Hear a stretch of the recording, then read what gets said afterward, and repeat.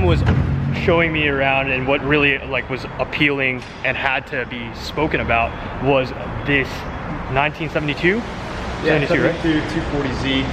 It's been projects over a couple of years. I mean, it's kind of one of those things like old cars. It's when are you finished? Never. It's a constant thing. So I'm getting down to the bottom of the list, though. But it's got a Rebello 3-liter racing motor in it. It's the stock block, basically, that's been bored and stroked to 3 liters, running triple Webers, 6-to-1 raised header.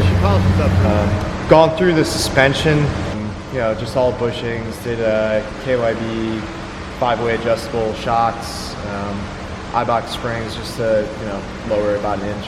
A million little tiny things that took several years to put together, which... It's kind of like a tattoo. They're never done. Yeah, cars that puts the biggest smile on my face. Did you, it's obviously not original paint. No, it's close to an original color, color code 113. I don't know, they didn't have names back then, I guess, for colors. Like, it was all color code, so it was color code 113, which has been sort of deemed avocado green metallic.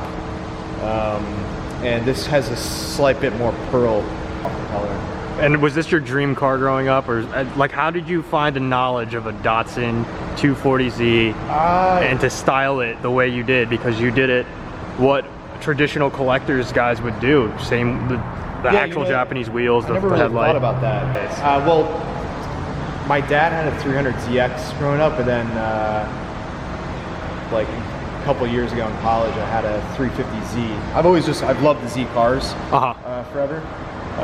They handle like it's literally like a Porsche that's affordable but also can handle and drive the same. It's all the best things I like about a car, which is front engine, rear wheel drive, lightweight, small, nimble. I like the long wheelbase, but still sort of narrow body. It just makes the handling really fun. You can, you know, break the rear end out loose. Like the rear wing and just like the blocked out accents, like, I think it's one of the best looking cars of all time, really. Yeah, and before the NSX, this was what Japan considered a supercar in a way, like, you know. Yeah. So, I mean, you did an amazing job with this thing. Appreciate it. And that's why I needed to find out what inspired you to build this the way you did, because the headlight cover is #1. It's not traditional. Yeah, it sets it apart. And I didn't want to go too crazy with it. Like when I had first sourced the body, I was like, oh, you know, I love the way that fender flares look, and but you can't cut into this body. No, it's a completely rust-free body. You just said how you love how I kept the chrome. Well, this and this, where I had to replace recently, they were previously blacked out, and some of the blackouts, powder coating's coming off of this, so sometime in the next couple of weeks I gotta take all that stuff back off and send to my powder coater, because the rest of the metal on the outside is black. So. And the bumpers you did? Yeah, bumper is blacked out. The rear end, like this thing is what you would call, you guys say supers are fat. This thing is super sick, and I feel like you are going to be looking into a GTR, the old style. Oh yeah, I'm probably holding out for a R34. Gotcha. And no more 240s, no more vintage Nissans for right now, just R34s on the list, and Supra. Supra, that's definitely on the list, you know, looking at like, you know, late 90s. Pretty stock, you know, like I was telling you before, probably like BPU or BPU plus.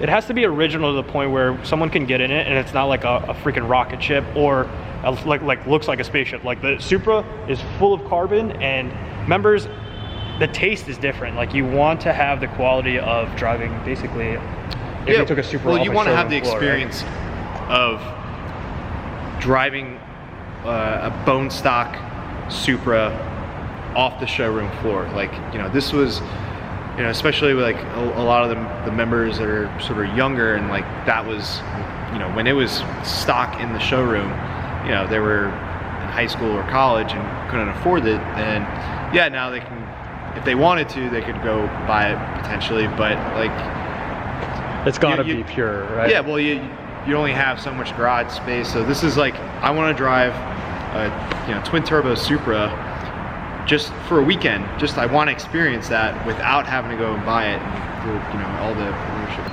But all right, guys, you guys just found the feature on this beautiful 1972 Datsun 240Z. Adam was inspired by this thing, and he literally built this the way that he wanted to, which is really, really good. And that's what us enthusiasts is all about, is just the purity and the, the uniqueness in building a car. And this is what it is. So we will check back with you soon. We'll see you guys Saturday. If you guys want to see the Datsun, it will be on display. And definitely check out CCC. Definitely follow, like, share, subscribe. Thank you guys so much for your time. And I hope you guys enjoy this content, because we sure did.